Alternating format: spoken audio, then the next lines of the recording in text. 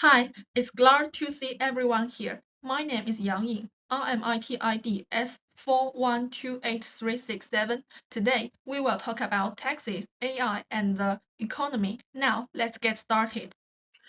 How do consumption taxes affect consumer and the producer welfare? Let's look at this chart. This diagram represents consumer and producer surplus. The impact of the consumption tax on consumer and producer welfare is then mainly in the form of reduction in consumer surplus and producer surplus, while generating a needless loss of DWL. Consumption taxes make consumers have to pay higher prices, causing their consumption to fall. Consumer surplus decrease from DP1A before taxes to DEB as consumers pay a higher tax than the market equilibrium price. The price received by producers is also lower due to the consumption tax, and even though the market price increases, the actual amount received net of the tax results in a decrease in producer surplus from GP1A before the tax to GFC, and some producers may exit the market as a result. In turn, the tax EBCF resulting from the consumption tax become government revenue, which partly correspond to the transfer economic benefits.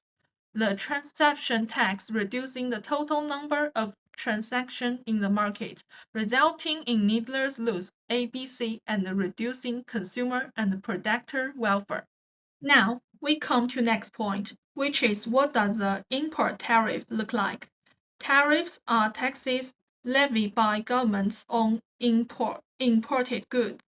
The main purpose is to raise the price of imported goods and to protect domestic producers from international competition from lower priced goods. Look at this chart. In the absence of tariffs, PW is lower than the domestic equilibrium price, PD, and the consumers are able to purchase goods from the international market at a lower price. Consumer surplus is a larger and producer surplus is smaller, which is because domestic producers have no competitive advantages in the face of low international prices.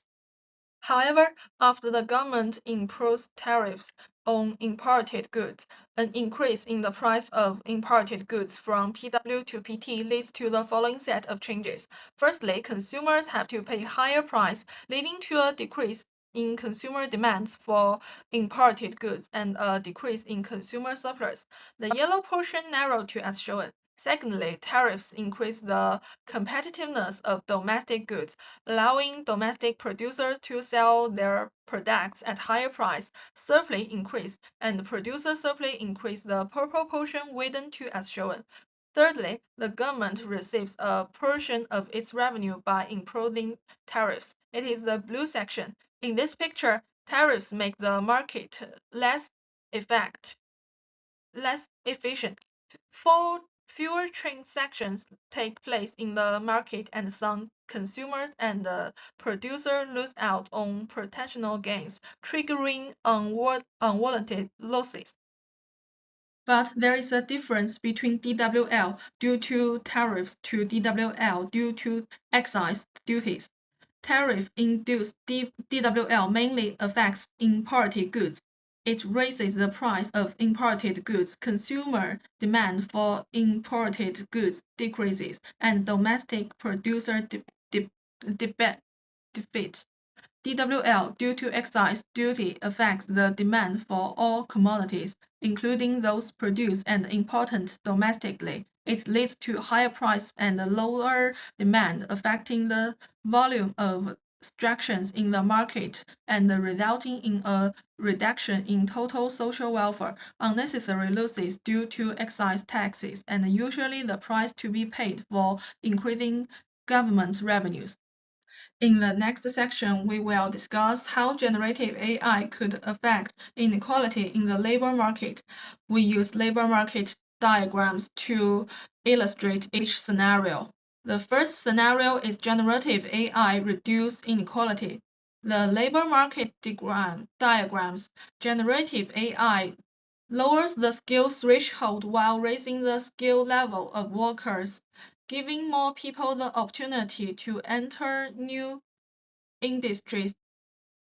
Though the demand for low-skilled labor increases, the demand curve shifts to the right and employment increase, reducing structural inequality in the labor market. At the same time, the demand for high-skilled labor falls as it is replaced by generative AI. The demand curves shift to the left, wage levels fall, the income gap narrows, and the income inequality in the labor market is reduced. In this case, generative AI reduces inequality by increasing opportunities for low-skilled jobs and limiting the income of high-skilled labor. The second scenario is generative AI increase inequality. In labor market diagrams, generative AI automates many low-skill jobs, resulting in fewer of these jobs and lower wages. However, generative AI has a complementary effect on these jobs of higher-skilled workers, increasing their productivity and market value. As a result, demand for low-skilled labor decreases and the demand curves shifts to the left. Demand for high-skilled labor increase and the demand curve shifts to the right. The income gap widens and inequality increase. About how generative AI could affect productivity and output in the economy. We similarly go through two scenarios. The first one is generative AI boosts productivity. Generative AI is a technology advancement that can increase efficiency and supply. In the ADAS diagram, both short-run and long-run aggregate supply curves will shift to the right, with output Y rising and the price level P falling. The implication is that generative AI not only improves productivity and economic efficiency, but also increases the level of real GDP. The second one is generative AI leaves productivity largely unchanged. Generative AI may face technical problems in practical application, or while generative AI can improve the efficiency of certain jobs, the labor market may be affected and the unemployment rate rise. This will impede productivity gains in the short term, leading to an unchanged level of overall output. In this case, both the short and the long-run supply curves will be virtually unchanged. The benefits of technological progress will be limited. The economic growth will remain as it is. Finally, let's use unhealthy behavior economics to analyze the reason why people choose unhealthy foods. Firstly, incident classification bias. Unhealthy food usually provide more incident classification than healthy diets. Therefore, healthy outcomes, although important, are not as attractive as instant classification. Secondly, self-control. People sometimes lack enough self-control to stick to healthy choice over time. Thirdly, loss aversion.